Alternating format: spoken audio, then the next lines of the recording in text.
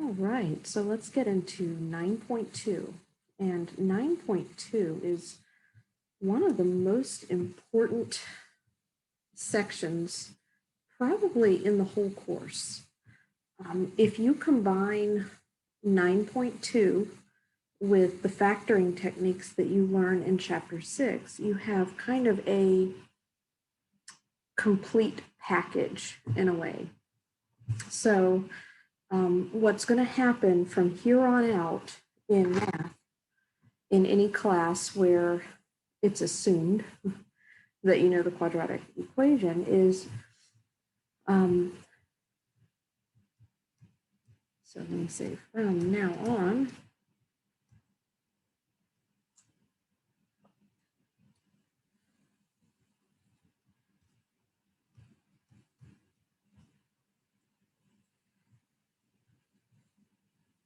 see, to solve problems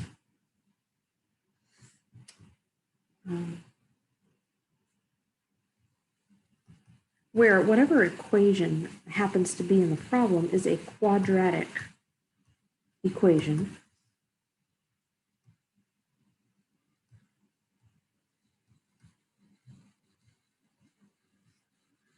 With a quadratic equation. So the first thing we're going to do, try factoring. Because factoring, believe it or not, is always considered the easiest and best method for problems with like clean, whole, real number solutions. If it doesn't work, which as I've mentioned before, in real world problems, although textbooks aren't really full of those, factoring isn't really likely to work.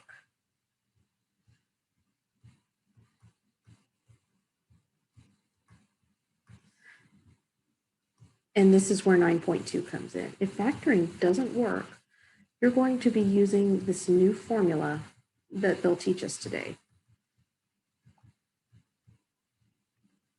So this really kind of ends a discussion, or is the culmination of a discussion that began back in chapter 6 when we were first learning to factor. Now, just as a side note, because we had to muddle our way through 9.1 to get to 9.2, completing the square is an alternative. In fact, completing the square is the foundation on which the quadratic formula is built. It's just usually not considered to be the preferred method.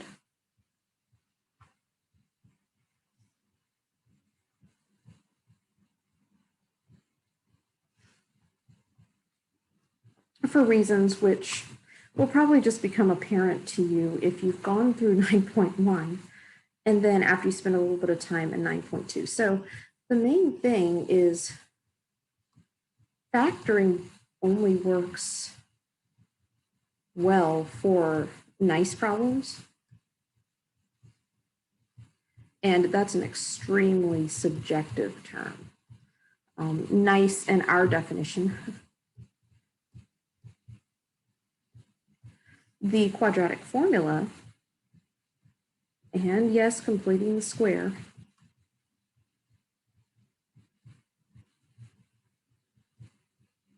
I can't believe I've gotten this far through discussions and haven't yet once used my typical shorthand of completing the square like that. Quadratic formula, excuse me. Always works. So there are people later on, after they've taken a few math classes and factoring is starting to become, maybe they didn't learn it well the first time and they've learned so much else since that they're feeling a little rusty on some of the finer points of factoring. There are people I have seen who go to the quadratic formula all the time. It will work for all problems, ugly problems, nice problems. For a person who's really well-versed, has done a lot of problems, has done well in basic algebra, factoring, the fact that a problem factors should feel kind of like a reward and a fun thing. So it's always a sign to me that maybe someone didn't put in the footwork or just had maybe something went wrong in their mathematical background if they opt for the quadratic formula over factoring. But in a way, that's none of my business because the quadratic formula will always work. It might slow you down, but it'll always work. So let's talk about that. Now, first, to get to the quadratic formula, we need to, well, we don't need to, but we are going to derive it. And we derive it by using completing the square. Now, everything that follows for the next 5 minutes or so, you are welcome to skip right past. It just is explaining to you where this formula comes from, because if I just throw this formula out there, it's going to look like, okay, what do we do with this? We memorize it, but where did it come from? So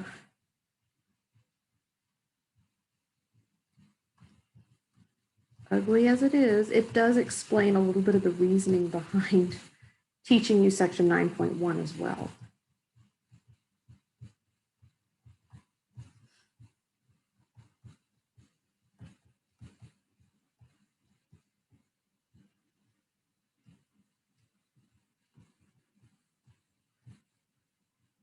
So we're going to be using just the generic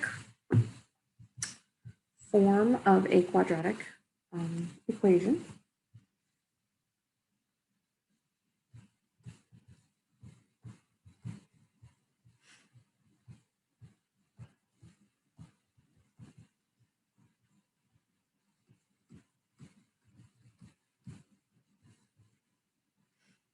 And here is that generic form, ax squared plus bx plus c equals 0. Got a quadratic on the left-hand side, and then of course you've got it set equal to 0, and this is the form where if we could factor it, we would factor it. But this is assuming, or this is creating something that is going to work in all cases. So what we're going to do first, if you remember how we started our completing the square stuff from 9.1, we would always have the x squared term, the plain old x term, and then we leave a blank here, equals negative c. So we're going to move that number, any number that's not attached to an x over. You can do that in your bedroom, okay, but I can't get you anything out right now, okay? Use what you've got. There's only 1 or 2 around the house right now, so you'll have to probably do something else. Okay. So we've got that. We've got negative c, and then remember the goal here of completing the square. What we want is for that b to be rewritten as 2 times something that I was just calling the magic number. Okay, so we want to rewrite b as 2 times the magic number, but wait. My conversation about bowling with Matthew kind of made me forget. The completing the square here requires the x squared term to be led by a 1. So one of the first things we need to do is divide away that a. So my bad on that. So we've got x squared plus b over a x.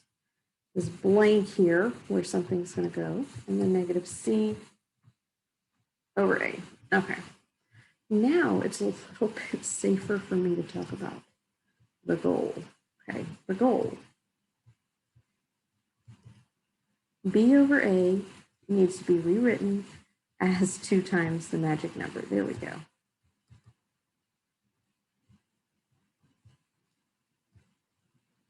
Okay, and to do that, it can feel a little bit weird, but watch what happens. Just multiply out what I put here.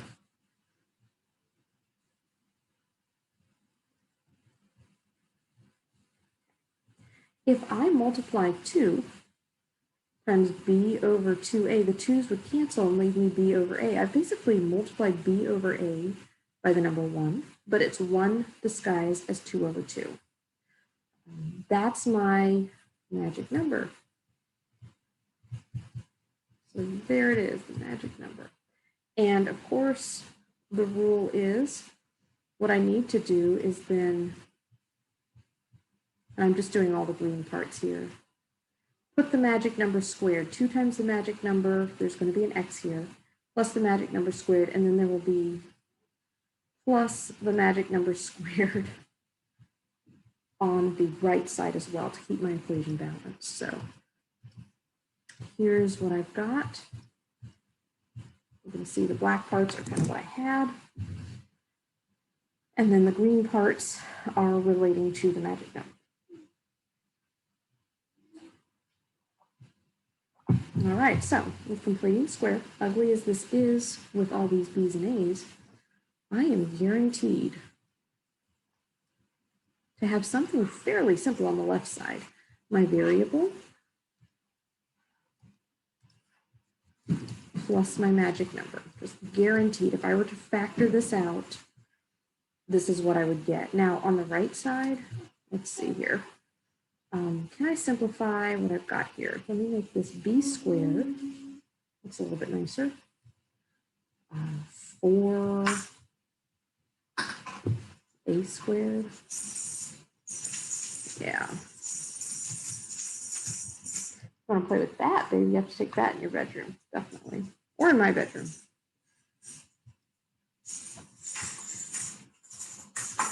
Okay, and I should keep an eye sort of on what's yeah, you gotta take that in your bedroom too. Me too. Sort of on the steps that they take. What they do at this point, and I think it's wise enough because this stuff is ugly and we want to prevent unnecessary ugliness. Some of the ugliness is just going to be there with us throughout the process, but they do take the time here to find a common denominator. So there's an A already down there. So they say, let's just multiply in a 4. I'll tuck a 4 back in there. And then let's multiply an A, something like that. And look at what we've got. So we've got this squared term. And now on the right, we've got -4 times C times A over 4A squared plus the B squared that was originally over the 4A squared. So that's what we're sitting with. And notice that the A and the C, this is being extremely picky. Yeah, okay. Those can change places, go into alphabetical order. We know how the book likes alphabetical order. And I don't mind it myself. When you're dealing with all these letters, any organization method can come to your aid. So I'm now going to write this over the common denominator because that was the whole reason that I created it. Now another thing, okay, and again, this is playing with my expression, just trying to make it be kinder to us in the long run. Generally speaking, we don't like one side of our equation or the other to be led off by a negative. So think about the fact that I can kind of switch places here as well. This is just for beautification. Again, none of this, in a minute, I'll write up the finished product. You'll memorize it. End of story. Okay. There we go. That's as beautiful as this is going to get. So we now, just like in an ordinary completing the square problem, we now square root both sides, and don't forget that that always means plus or minus the square root of that right side. If we don't have any further information about X, and here we have no further information about X. This is as good as it's going to get. All right, so we've got that, plus or minus.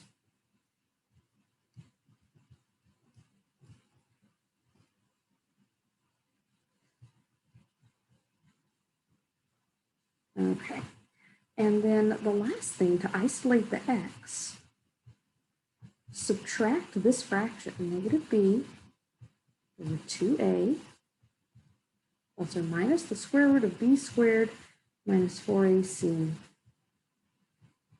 Okay, and again, in the interest of following not only beautification, but following the rules of algebra, notice that this square root of quantity, like I know it feels like we're in a never-ending problem here. I could break it up, square root of the top, square root of the bottom.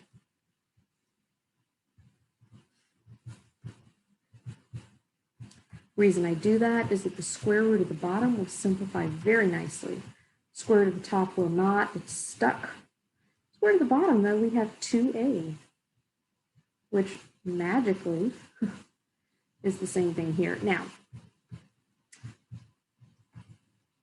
I said a minute ago that we don't like one side of our equation being led by a negative, just in terms of what's considered algebraic best practices. That's true, but when the alternative is a plus or minus square root, plain old negative b looks pretty good. So this is actually where we leave it. This is all you need. I'm going to have to be clearer in the notes here.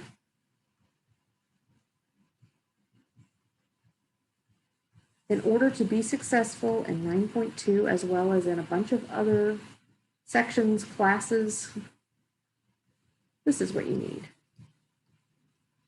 Okay. So I'm going to say in the notes,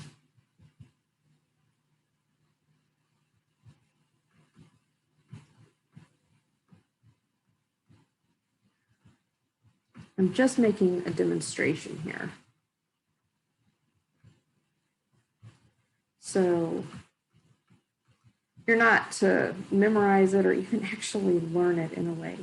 You're just supposed to sort of sit back and watch. Not yet, Matthew.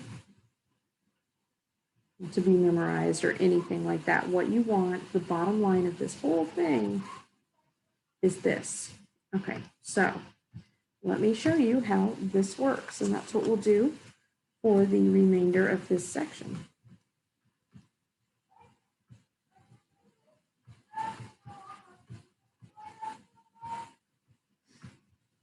All right, so here is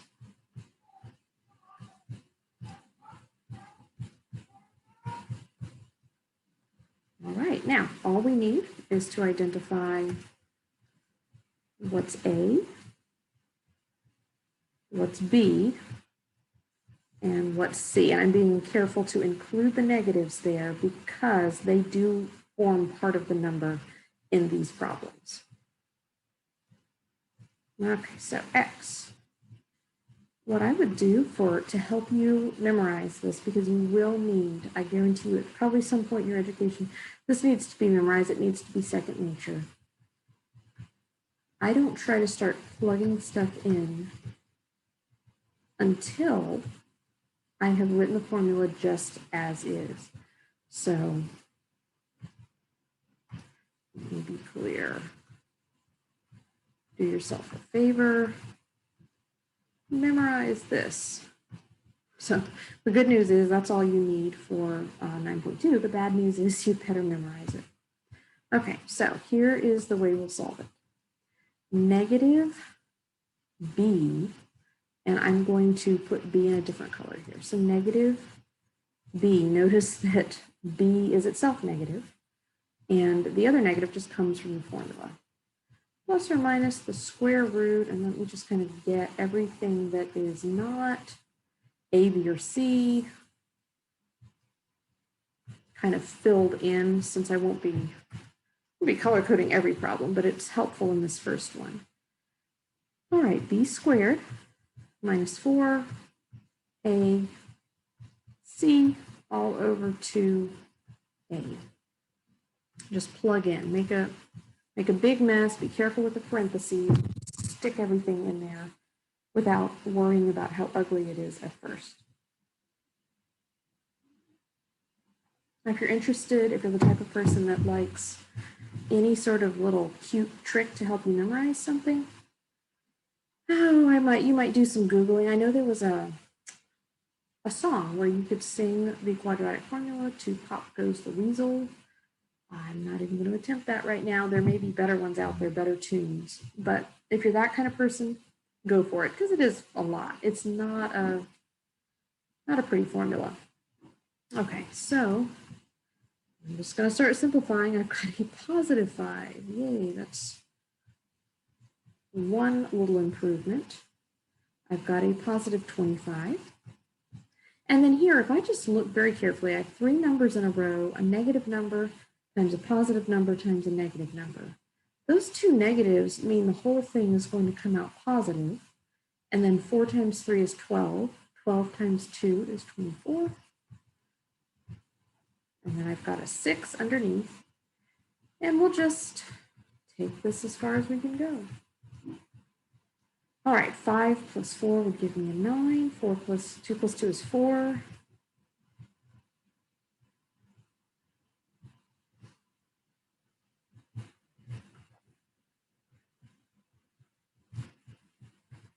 Seven over 6.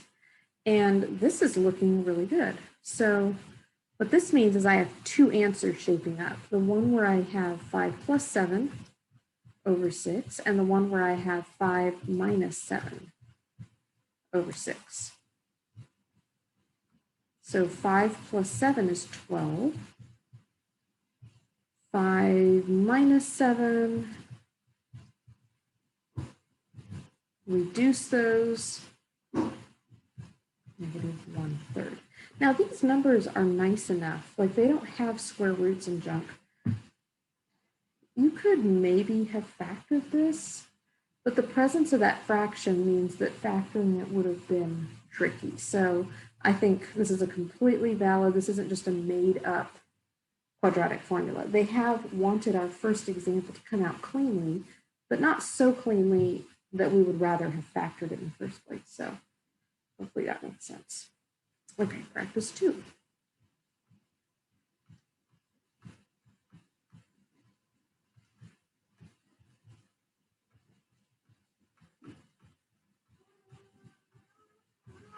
Now this isn't quite in the right format.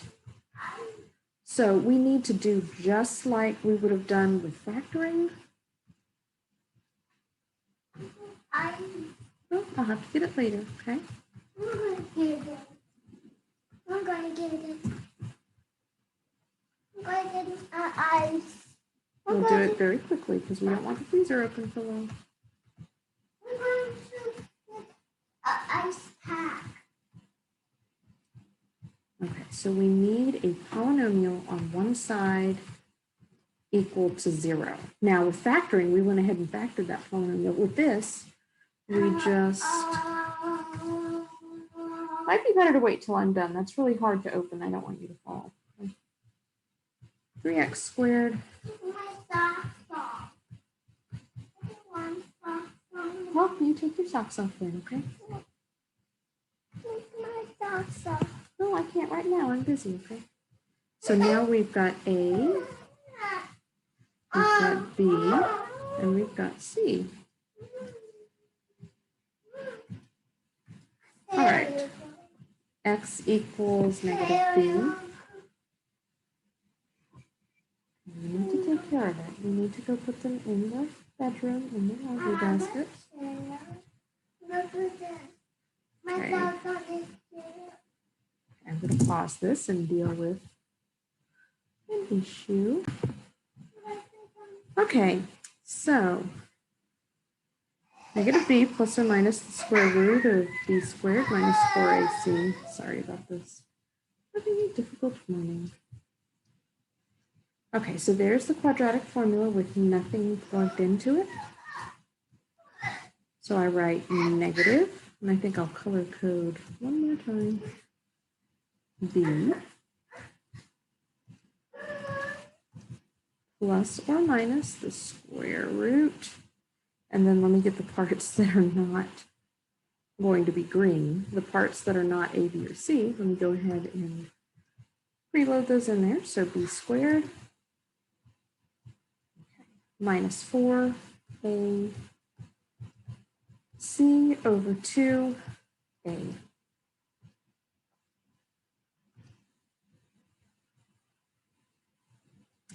And just plunge away there with the, plunge into your simplification very carefully. Put the same quantity, 4 times 3 times negative 2. I feel like I'm having a little bit of a deja vu moment. Yeah, all that they did here, we had a negative 5 in this spot in the last problem. That's what's throwing me off. So I feel like I'm seeing double in a lot of cases here. 4 plus 4 is 8. 6 plus 2 is 8. All right, they purposely wanted something under that square root that's not a perfect square. Thinking though about perfect squares that might be hiding in there, we've got, of course, 2 squared, 3 squared, 4 squared, 5 squared, 6 squared, 7 squared, and so on. So I'm not seeing anything dramatic. I know that 88 could be 4 times 22. So let me go ahead and break that into 2 square roots since we've done that hopefully enough in the past. 22 can further be broken down as 2 times 11, but no more perfect squares. So we know that we've kind of arrived at the end of that little treasure hunt. So 8 plus or minus 2 times the square root of 22 over 6. Okay, now watch this carefully because we're going to need to reduce some fractions, but we need to be very careful about how we do it. Let me break this apart. This is 8 over 6 plus or minus 2 times the square root of 22 over 6. Then we recognize that 8 over 6 is really 4 over 3. And that 2 over 6 is really 1 over 3. And that gives us 4/3 plus or minus 1 times the square root of 22 over 3. That 1 considered unnecessary, or to the book, 4 plus or minus the square root of 22 over 3.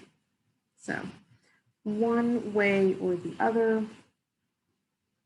I'll give you yet another way that they will write it.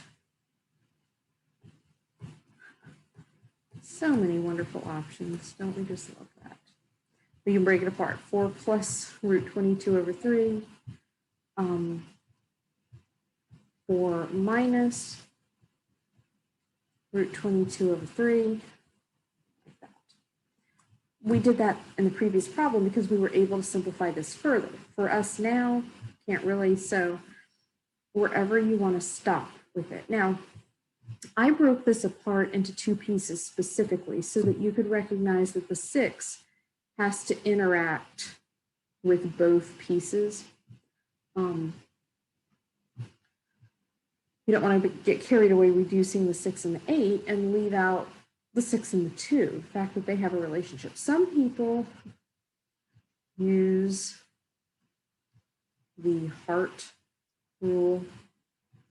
I'm not a big fan of the heart rule, but because it's out there and people find it helpful, anything I can do to make this easier, even if I don't personally like it. And maybe one of the reasons I don't like it is it requires me to draw, which requires me to have stuff lined up in a helpful fashion. So in honor of Valentine's Day this month, we'll kind of there. If you can do that, if you can draw a heart kind of around those numbers, leaving out the square root, it helps people to remember that you have to reduce the 8/6 and reduce the 2/6. See, looking at it right there, I'm like, why is that even helpful? But that's just the way my brain works or doesn't work. So I'll just kind of make that a little sidebar here. This is a good way, or this is a good way. The other one is clunky in this case because you can't reduce. All right, now moving quickly through these.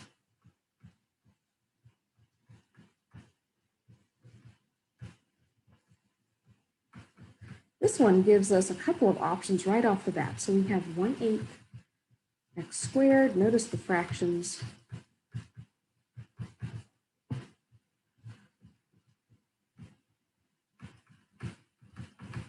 Okay, so here are our two options.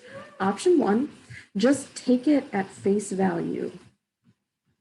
So A would be a positive 1/8, B would be a negative 1/4, C would be a negative 2. One thing to note about the quadratic formula, which I haven't mentioned up to this point, is it doesn't care what's in front of the x, what's in front of the x squared, or about any of the other numbers in general. They can be fractions. There can be a number that's not 1 in front of the x squared. If you're willing, whatever you're willing to put up with, it can handle. The second option is to clear the fractions first.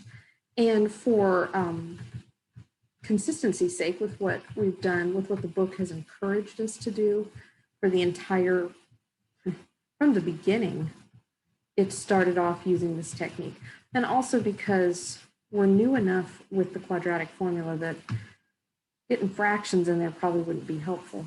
So I'm going to take this option, and what we're going to do, we look for the least common denominator. It's an 8. So 8 goes to one side, 8 goes to the other. And what that ends up looking like, I'll put in a little bit more detail as though we were just learning this because it's been a while. It's still going to be 0 on the right. That does not change.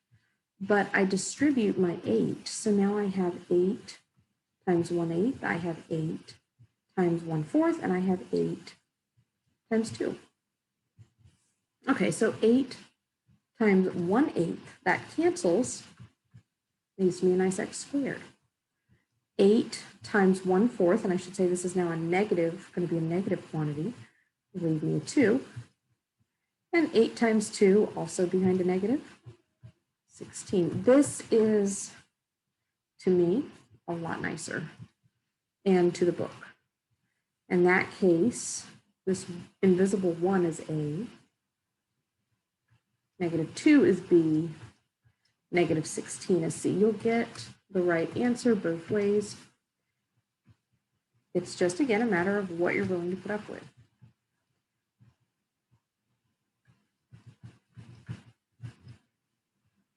Now, there's a risk in that because the prep work, if you mess up the prep work, then you go into the quadratic formula with some flawed quantities already. Balance that out against the risk of plunging right into it using fractions. And I'm just going to say maybe there is no good option. So negative b plus or minus the square root of b squared minus 4ac all over 2a. And of course, when the a's are 1, it's a little bit unnecessary to write them, but I like to see it all. I like to make sure my plug-in step goes well.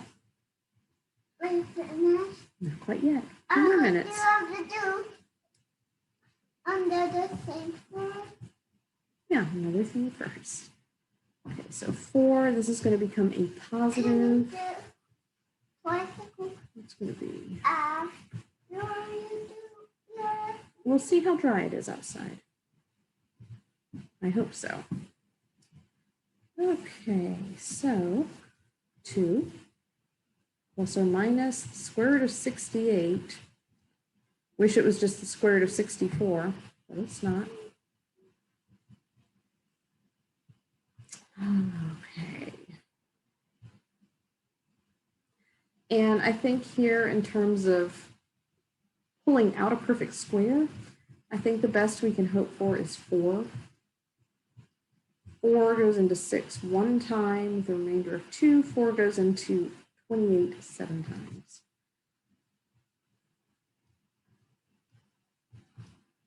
So 2 plus or minus 2 times the square root of 17 all over 2. My personal preference, you could use the heart rule. My personal preference, break it apart.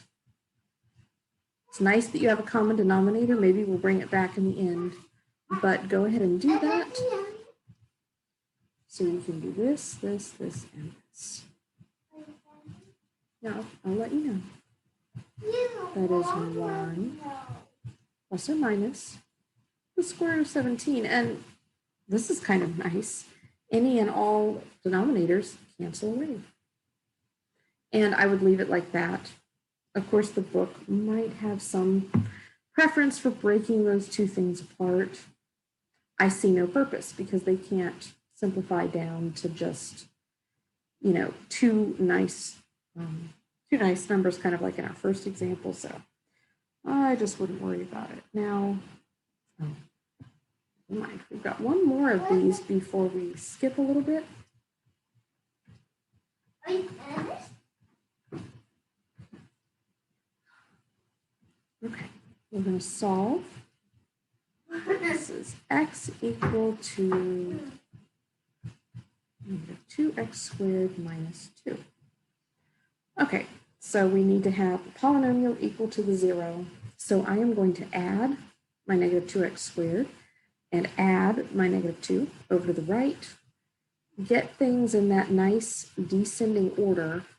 What that means is one of these terms goes on the left side of the x that's already there.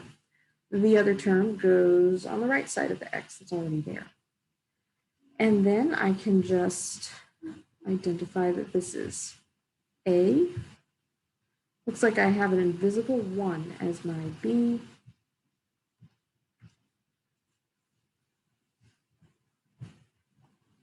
And C. So x equals -b plus or minus the square root of b squared minus 4ac all over 2a. Just write it down in symbolic form there, the way you memorize it. And then we're going to have -1. We've got a 1 squared minus 4 times 2 times 2 all over 2 times 2. A lot of 2's in this problem.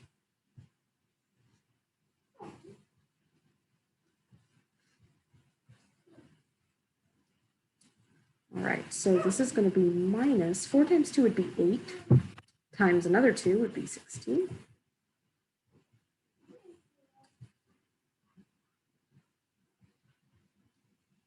And anything after that section 8.7, remember that square roots of negative numbers are now fair game to us. So we could rewrite this as -1 plus or minus, and remember it's like -1 times under square root times 15 under square root. 15 can't break down any farther. There's no perfect squares hiding in there. Square root of -1 is I. Okay, and here again, you can leave it like that. The way I was taught is to break it apart and to have that like A plus BI form, which in this case would be A plus or minus BI. And IB is more what it's like because you have, we don't want to put the I. Another issue.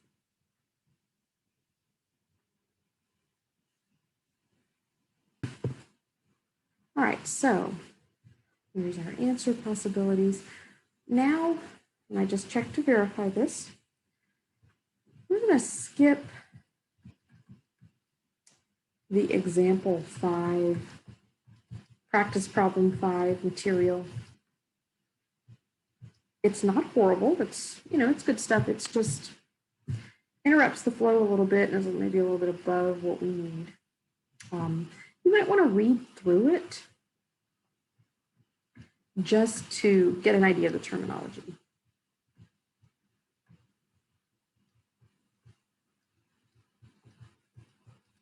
And then we're going to go on to word problem. And I will say, I'm going to skip example 6. Example 6 has got the Pythagorean theorem. I am possibly regretting skipping that, but I want to definitely maybe read through. We haven't done as much with the Pythagorean theorem maybe as I'd like, but I want to take the time to go straight to this practice problem 7 because it relates back to a type of word problem that we've seen for so long, and that's always a good thing. At least we have the familiarity with these type of word problems. Okay, so we're dealing with a toy rocket shot from a building.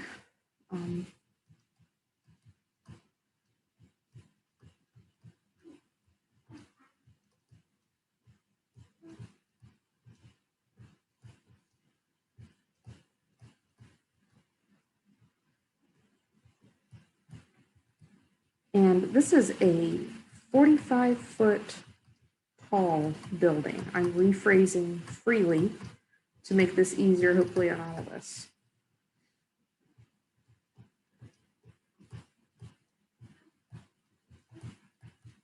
A little bit of terminology here that we don't always get at this stage from these problems. Initial velocity, that just means how fast it was going when it was shot from that building. Okay, so 20 feet per second. And they give us all this information, but really what we need out of them is the equation itself. So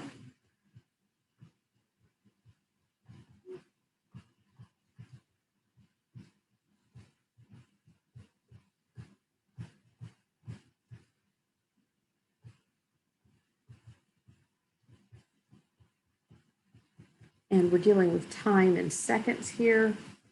And then there's our equation. So h equals negative 16t squared. That'll probably look familiar to you if you remember the chapter 6 height versus time problems.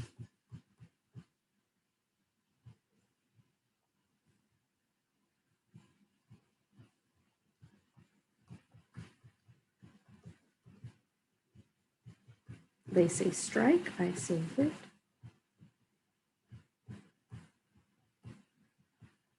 Okay, and then there's this added little requirement that was not there when we were dealing with. Hey, Matthew, can you see if somebody's at the door? We need to pause this. Somebody's about to knock to my door.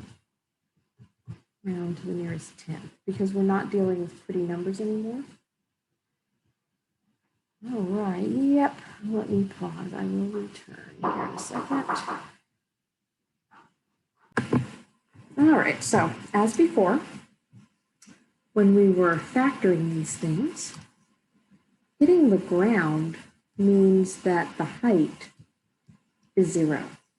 So we're going to put a 0 where that h is. And of course, that's a 0 on the other side than we're used to, but we have options. Okay, we can either take advantage of the fact that if 2 equals x, then x equals 2, and doesn't matter which way you write them. Or we can painstakingly add or subtract each term to the other side.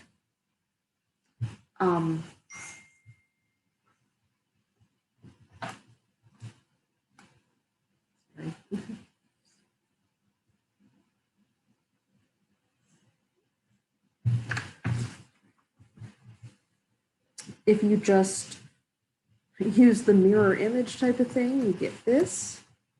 The disadvantage of that is that you are led off by a negative. The other way, if you painstakingly add and subtract, you get a nice positive lead term.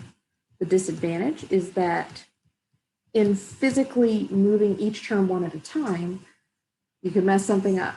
Now, either way, let's see. What are we going to do to us?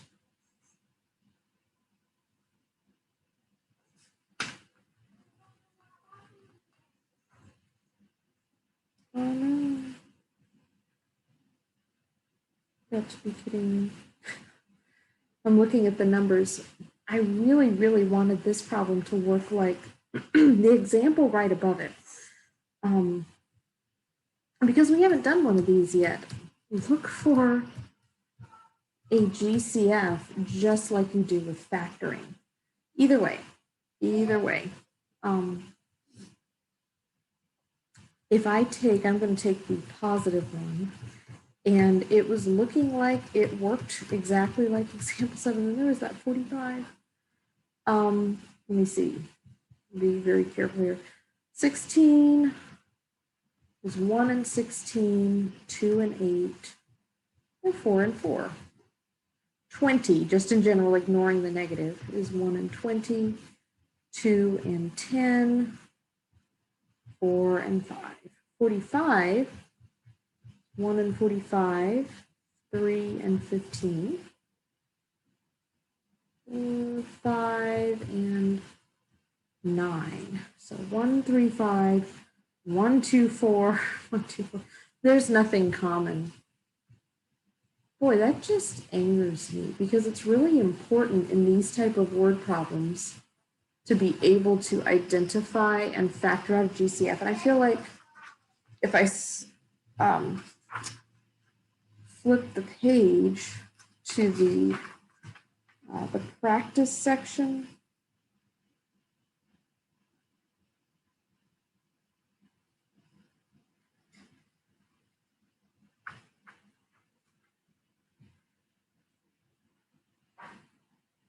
yeah, flip the page to the practice section, and sure enough, they start giving you things that factor.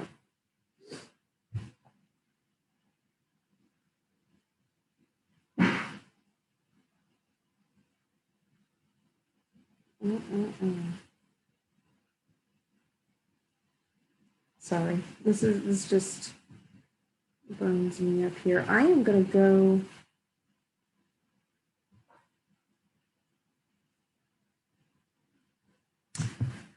I'm going to adjust this problem, which I don't usually do. In fact, I've probably never done this. If I don't like the practice problem, we just don't do it. But these problems are kind of few and far between. I don't just want to work the book's example because that's in the book. I'm going to make this a 44-foot tall building.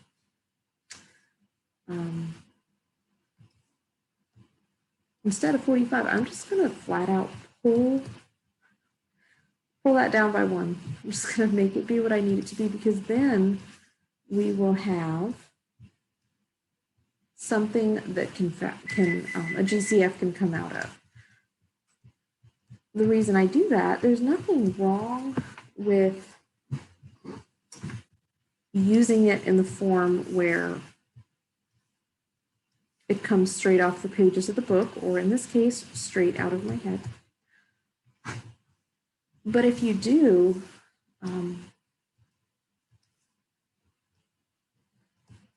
A, B, and C may be gigantic.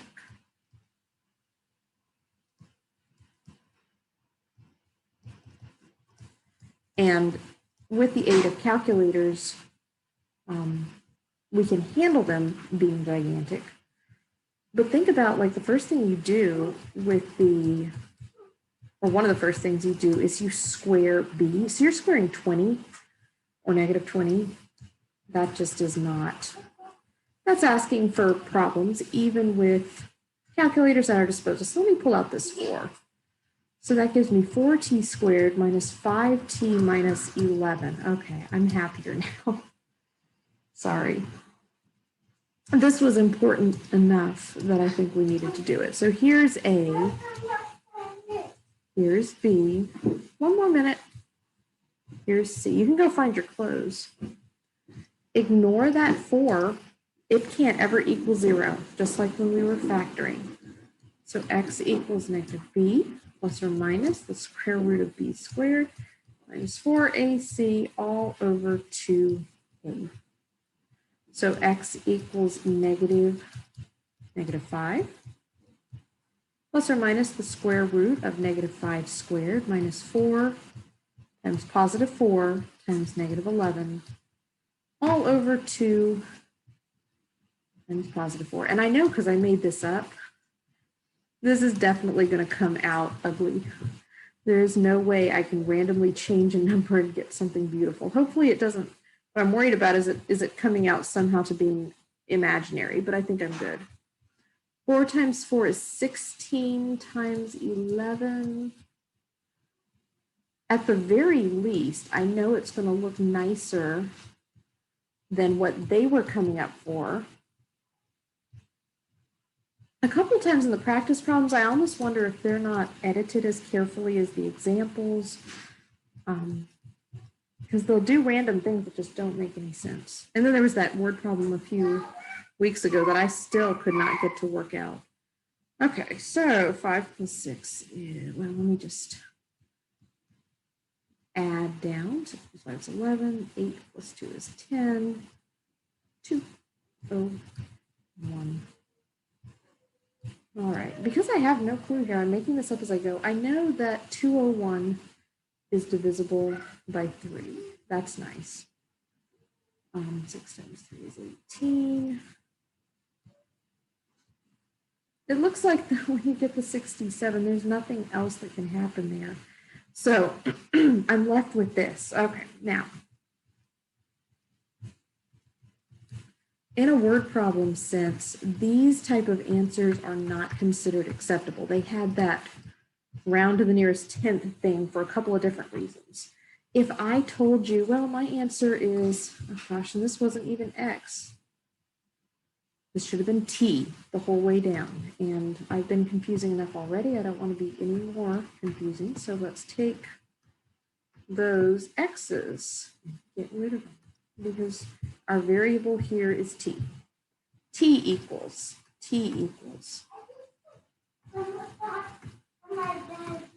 Good job, be careful. Find your clothes, okay? Now, this is going to require me to use the calculator on my phone, which I do not like.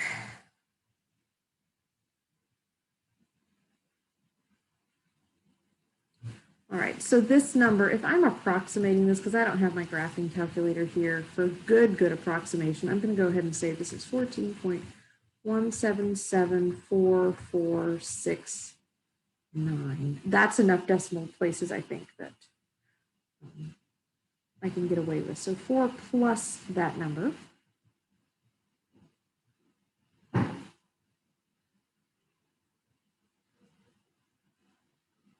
And then divide that by 8. So this thing is approximately 2.4 seconds. Okay, we'll go in your bathroom then. And then 5 minus.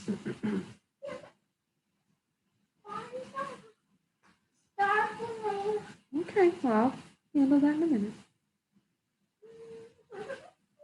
Whoops. Yeah.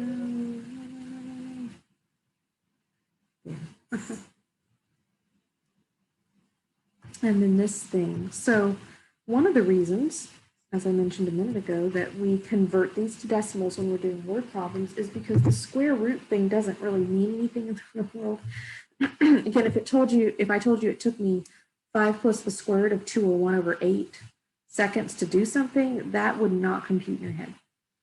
But saying it took 2.4 seconds, that's very meaningful. Another reason we want to reveal the negatives. We want to throw out any negatives because remember, you'll be asking me that. I'll tell you when I'm finished, okay? Go get your stool.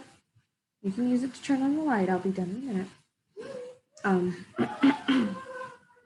For the record, I want to state he is a wonderful patient 3-year-old. He's been doing so good with all of this teaching and recording, but today is not that. Throw out the negatives. Negative 1.1 seconds. That doesn't mean anything. Okay, 2.4 seconds, that means something. So that is our answer. That's the way we want to leave it. Okay, so hopefully that gives you something to go on. And yeah, going back to the part of the book where they do this, there are occasionally problems, and they're starting to throw more of these at you, where they don't ask you where it hits the ground. They ask you, well, when is it 10 feet above the ground or something? But in those cases, you take your formula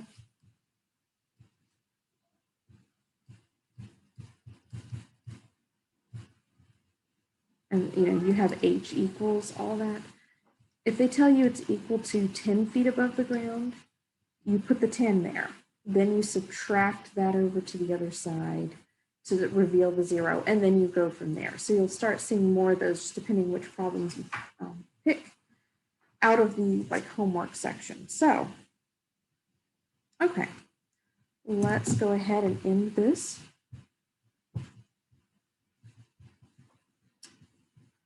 And yeah, we've got a lot of tools in our tool bag now to be able to handle quadratic equations. So I think in the next section, they'll start putting all that together, having us choose our method.